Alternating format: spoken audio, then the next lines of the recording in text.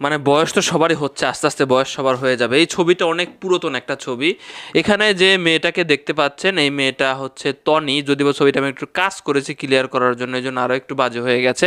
এবং ছেলেটা হচ্ছে তার প্রথম স্বামী, এবং প্রথম স্বামীর বর্তমান চেহারা হচ্ছে এই চেহারা। শুরু বলবেন, অনেকেই বলতেছিলেন যে প্রথমকার দিকে আমি দেখছিলাম তার স্বামী যখন লাইভে আসতেছিল, যে বলতেছিলেন যে ভাই এই চেহারার মানুষ কাকে বিয়ে করেছে, মানে তনি কাকে বিয়ে করেছে, এমনটা বলতেছিল মানুষজন, বলতেছিলেন আপনারা। আসলে টনি যে খুব সুন্দরী ছিল তখন, একদম ফিট ছিল, ব্যাপারটা এমন না। আমার কাছে এমন ছবিও আছে, আমরা দেখেছি সোশ্যাল মিডিয়াতে, অনেক ইয়া ছিল আর কি, স্বাস্থ্যবান ছিল। এবং বয়সের সাথে সাথে সবারই চেহারার একটা পরিবর্তন হবে। অনেকেই বলছিলেন যে দেখো এখন বর্তমানে যারা সেলিব্রিটি তাদের আগের অবস্থান বা আগে কাদেরকে বিয়ে করেছে তাদের চেহারা দেখো, এখনও পরিবর্তন দেখো। আপনার ছবিও যদি একটু কিছুদিনের আগের দেখেন তাহলে অনেকটা পরিবর্তন দেখতে পাবেন। তা আলোচনার টপিক এইটা না। মানে আমি অবাক হচ্ছি যে একজনের নামে মানববন্ধন হচ্ছে, বয়কট টনি, মানববন্ধন হচ্ছে। এই টনি বলতেছিল, এখন টনিকে আমরা দেখি অনেক ভিআইপি অবস্থায়, শাড়ি টাড়ি যতই হোক শাড়ি বিক্রি করে অনলাইনে, বা এই সেই বিক্রি করে অনলাইনে, সে পপুলারিটি পাইছে, অনেক দোকানপাট দেখি এবং হাইফাই তার চালচলন দেখি। দেখেন, আর টনি বলতেছিল যে আমার 10-12 কোটি টাকা এখনও পর্যন্ত ঋণ আছে। আবার অনন্ত জলিলকে এখন আমরা কান্না করতে দেখি যে ভাই আমার অবস্থা এখন বর্তমানে খুবই বাজে অবস্থা। মানে আমরা যা দেখি যে ফুটানি করতেছে বা ইয়ে করতেছে, আসলে প্রকৃতপক্ষে ওর পিছনে অনেক গল্প থাকে। এটাও আমাদের মূল বিষয় না। আজকে আমরা একটা ভিডিও ফুটেজ দেখেছি যে টনিকে বয়কট করা হচ্ছে, মানববন্ধনের ডাক দিছে। সেই মানববন্ধনে টনির প্রথম স্বামীর পরিবারের লোকজন মিলে মানববন্ধন করতেছে। হঠাৎ করে টনির প্রথম স্বামীর উদয় হলো কেন? আমরা যখন দেখলাম সাদাত সাহেব যখন একজন বয়স্ক মানুষ, তার স্ত্রী ছিল, তখন এই ব্যক্তিটা কিছু বলে নাই। কিন্তু লাস্ট যখন যুক্তরাষ্ট্রে সেটেল হওয়া একটা ডিভোর্স নেওয়া ছেলেকে বিয়ে করলো, তখন এই ছেলেটার সামনে আসলো।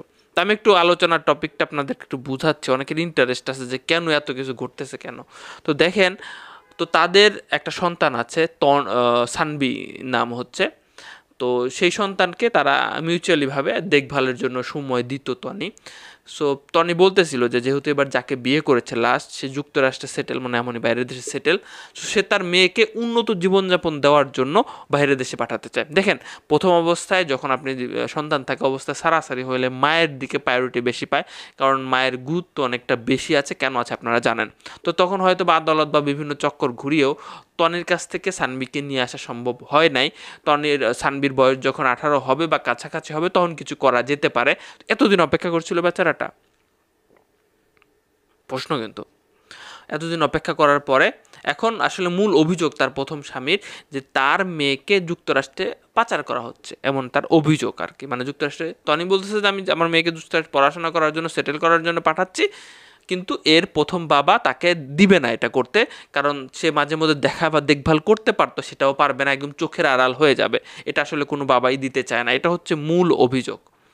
এবং তনির বাবা নাকি খুব ভালো ভালো মানুষ, আমার হচ্ছে স্বামী বলতেছিল। এবং তনির অনলাইন বিজনেস টিজনেস নাকি সব কিছু মানে প্রথম স্বামী শিখাইছে। আবার বলতেছে প্রথম স্বামী যে আমাকে সম্পর্কে থাকা অবস্থায় সাদাতের সাথে সম্পর্কে জড়িয়েছে, মানে অনেকে তারিখ দেখতে বলতেছে, এমন ব্যাপার স্যাপার।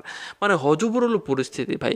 অনলাইনে যাদেরকে দেখতেছি তাদের পিছনের দিকে ঘাটাঘাটি করলে একটা না একটা কিছু বের হয়ে যাচ্ছে, হয়তো বা আমার আপনারও বের হবে। তো আমরা চাই ভাই একটা সন্তান সুস্থ স্বাভাবিক লাইফ পাক, বাবা মার ঘাটতি যেন তার পূরণ হয়, এবং মানে সে যাতে স্বাভাবিকভাবে বেড়ে ওঠে। আপনাদের এই কারণে এই সন্তানটার ছবি আজকে আমি দিবই না, আজকে এই ছবি ভিডিওতে। তো এটা আসলে খারাপ হবে, তার লাইফের জন্য খারাপ হবে, তার জীবনের জন্য খারাপ হবে। আমরা শুনেছিলাম তনি কীভাবে আপনাকে বিয়ে করেছিল, শোয়েব ভাই, আপনারা বলতেছিলাম যে খুব শর্ট টাইমে এবং আপনারা মনে হয় সম্পর্ক করে বিয়ে করেছিলেন, কোনো না কোনোভাবে টিকে নেয় আপনাদের সংসার। তারপরে দ্বিতীয়জন তৃতীয়জন চলতেছে জানাশোনাভাবে। এখন বলতেছিল যে টনি যে এটা আইনি ব্যাপার, হ্যাঁ আমরা কীভাবে নাক গলাবো, আমরা নাক গলাতে চাইও না, আপনারা এসে অনলাইনে বলেন জন্য আমরা নাক গলাই, আমাদের বুদ্ধিও কেউ শুনবে না। আমরা মজা নিচ্ছি একে অপরের, মজা নিচ্ছি একে অপরের কাহিনী শুনতেছি, জাস্ট ভালো লাগতেছে।